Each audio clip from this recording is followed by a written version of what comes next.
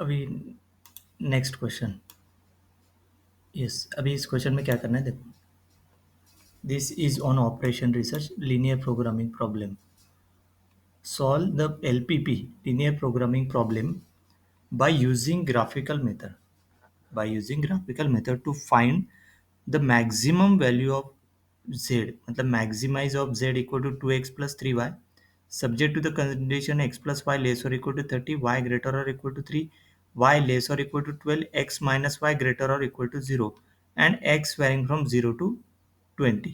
Okay, इसमें find करना है maximum value of Z. Okay, तो मैक्सिमम वैल्यू ऑफ जेड कैसे फाइंड करेंगे? बाय एलपीपी ग्राफिकल मेथड से।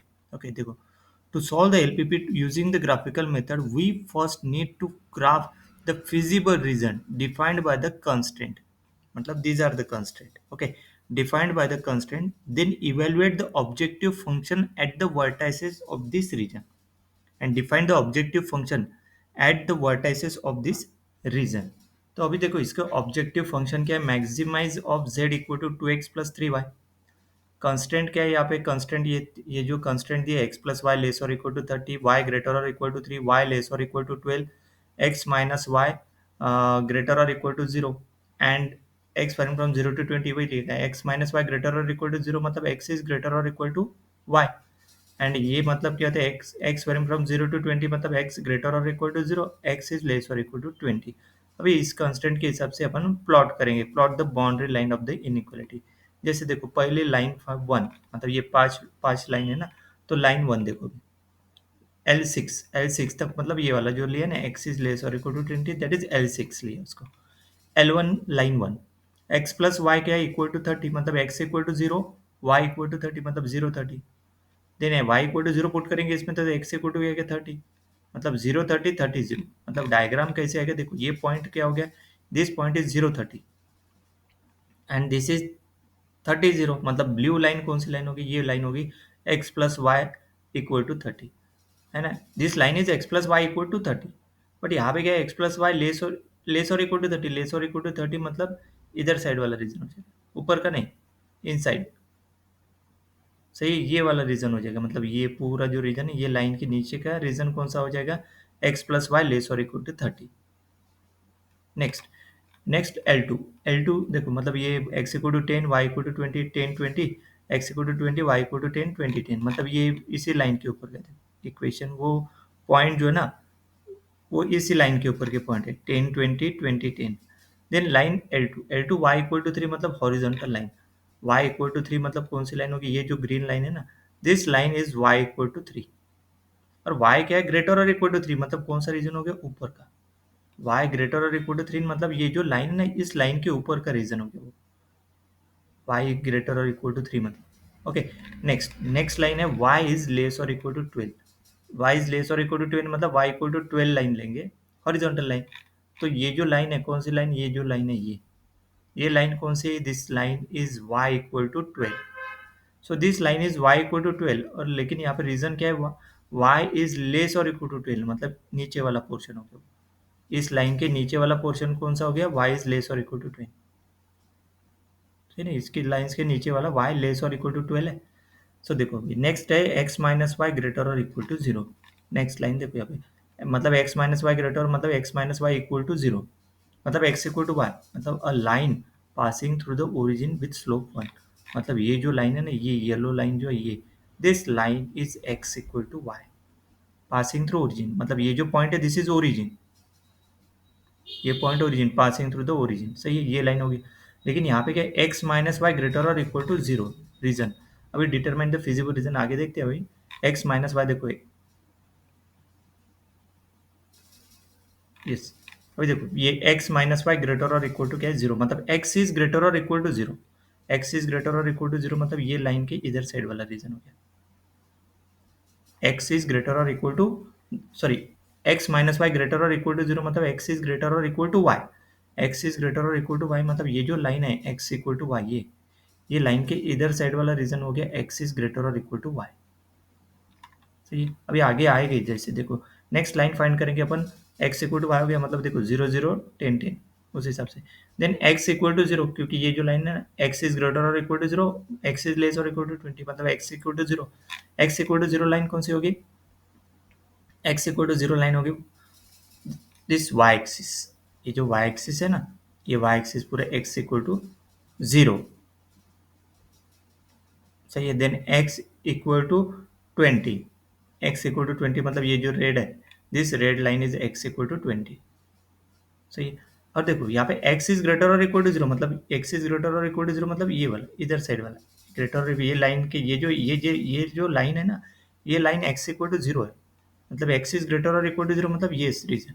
And then x is less और इक्वल टू 20 मतलब ये 20 लाइन है, रेड जो लाइन है this is x equal to 20 line है, और लेस और इक्वल टू मतलब इधर साइड वाला reason.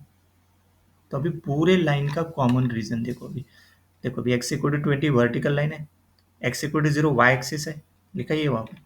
Then determine the feasible region. अभी फिजिबल रीजन कैसे फाइंड करेंगे? देखो मतलब वो जो लाइन है ना पूरे लाइन को कमेंट।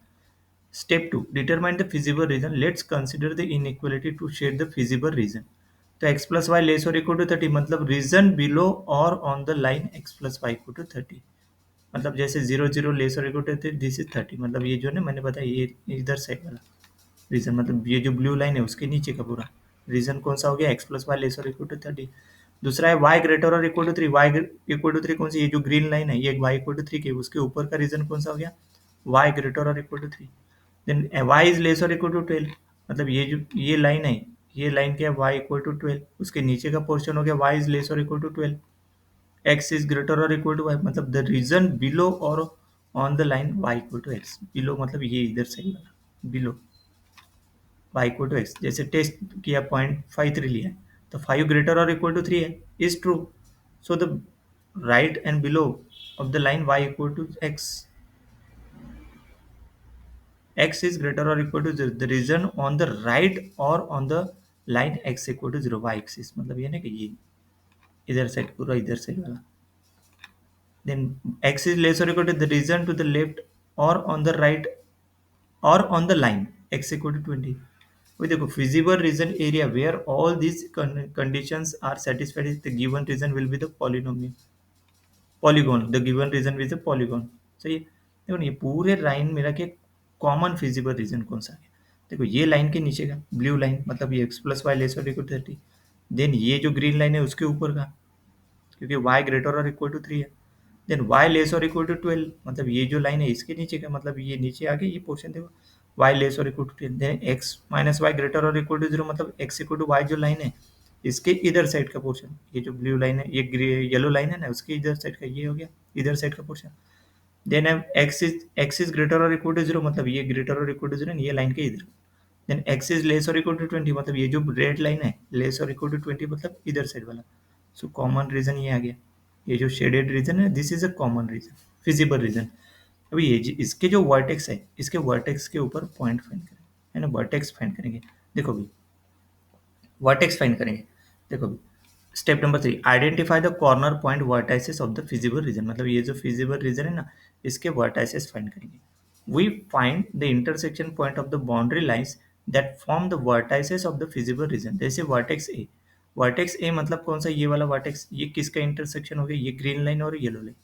ग्रीन लाइन मतलब कौन सी होगी? y इक्वल टू 3, और येलो लाइन मतलब x इक्वल टू वाई, वही लिखा है आपने, y equal to 3 L2 and x equal to y L4। Substitute y equal to 3 into x equal to y, तो x इक्वल टू क्या हो गया 3, मतलब a वर्टेक्स क्या हो गया 3 3, मतलब this a vertex is 3 3, clear. देन मतलब क्लियर हो गया वो। देन वर्टेक्स बी के लिए देखो, वर्टेक्स बी मतलब कौन सा लिया है? वर्टेक्स बी दिस वन, ये कौन से लाइन का इंटरसेक्शन हो गया? एक लाइन है x इक्वल टू वाई जो येलो लाइन है, एंड दिस लाइन, इस लाइन का इक्वेशन है y इक्वल टू 12, वही लिखा है देखो। वर्टेक्स बी के लिए intersection of y equal to 12 and x equal to y, तो substitute y equal to 12 into x equal to y, we get x equal to 12, तो पॉइंट बी क्या हो गया 12, 12, सही है। 12 हो गया बी पॉइंट जो लिखा है वहाँ पे 12, 12। देन सी पॉइंट, सी वर्टेक्स निकालेंगे। सी वर्टेक्स क्या है? सी वर्टेक्स मतलब कौन सा वर्टेक्स? ये वर्टेक्स किसका इंटरसेक्शन है? एक है y इक्वल टू 12 मतलब ये वाला लाइन, और दूसरा ये ब्लू लाइन मतलब x plus y equal to 30। देखो यहाँ पे लिखा है वर्टेक्स से intersection of y equal to 12 and x plus y equal to 30, तो substitute y equal to 12 into this equation x plus y equal to 30 में, तो x की वैल्यू आ गई 18, तो 18, 12 पॉइंट सी वर्टेक्स क्या हो गया 18, 12। Then vertex D, vertex D देखो, intersection of x equal to 20 है और x plus y equal to x, intersection देखो ना, वर्टेक्स डी मतलब ये देखो डी, डी किसका इंटरसेक्शन है, एक है line x plus y equal to 30 जो ब्लू लाइन है, और दूसरी रेड लाइन कौन सी है, एक्स इक्वल टू 20। सही है ना। इस लाइन इसके ऊपर ना लाइन का इक्वेशन ही लिख दो कौन कौन से। देखो y vertex D, intersection x equal to 20 और दूसरा x plus y equal to 30। तो x इक्वल टू 20 जो है तो इस इक्वेशन में पुट करो, कौन सा, x plus y equal to 30, दोनों का इंटरसेक्शन है ना। तो 20 प्लस वाई इक्वल टू 30 मतलब y इक्वल टू 10, मतलब 20, 10 ये हो गया point D. Then vertex E, intersection of x equal to 20 and y equal to 3, this directly gives x equal to 20, y equal to 3, so 20 3। so ये e vertex हो गया, क्योंकि कौन सा e वर्टेक्स, देखो ये e जो वर्टेक्स है ये किसका इंटरसेक्शन है, y इक्वल टू 3 और x इक्वल टू 20, डायरेक्टली हो गया, डायरेक्टली वो वर्टेक्स e जो है 20, 3। देखो तो feasible region is a pentagon with vertices a b c d, a point है 3 3, b पॉइंट है 12 12,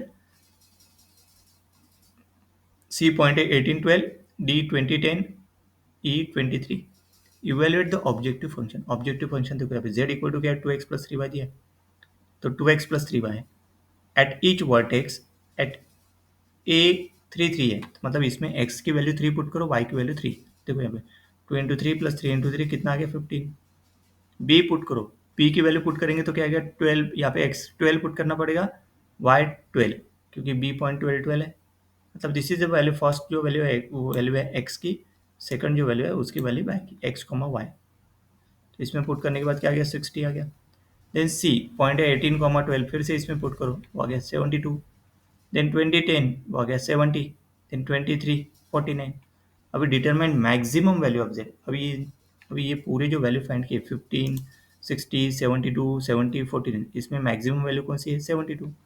सो कंपेयरिंग देखो यहाँ पे z A z B z C हर एक वर्टाइसेस के ऊपर ये जो वैल्यू निकाली मैक्सिमम वैल्यू, ये जेड की वैल्यू निकाली, इसमें से maximum value of z is 72 which occurs at the point 18, 12। So maximum value क्या होगी इसकी 72 is the final answer. Maximum value कौन से पॉइंट के ऊपर 18, 12, इस क्वेश्चन में मैक्सिमम वैल्यू फाइंड करने के लिए बोला, इसलिए 72 आंसर। अगर मिनिमम वैल्यू फाइंड करने के लिए बोला रहता तो क्या रहता है यहाँ पे 15 is the final answer in the minimum value। Okay, again in this question we have to find maximum value, so final answer is a 72।